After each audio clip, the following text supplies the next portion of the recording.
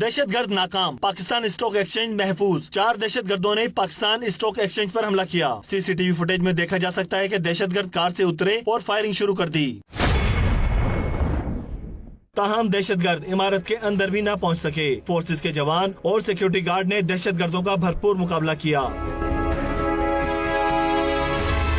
2 दहशतगर्द इमारत के बाहर पहली चेक पोस्ट के करीब ही मारे गए। बाकी 2 दहशतगर्द दूसरी चेक पोस्ट के करीब ही ढेर हो गए। फायरिंग के तबादले में police sub inspector Mohammad Shahid और 3 सिक्योरिटी गार्ड शहीद हुए। 3 पुलिस एहलकार, 1 सिक्योरिटी गार्ड, 1 स्टॉक एक्सचेंज का मुलाजिम और 1 शहरी जख्मी हुआ। दहशतगर्दों से 4 कलाशनकोव और दर्जनों दस्ती बम बरामद हुए, जो वो इस्तेमाल भी न कर सके।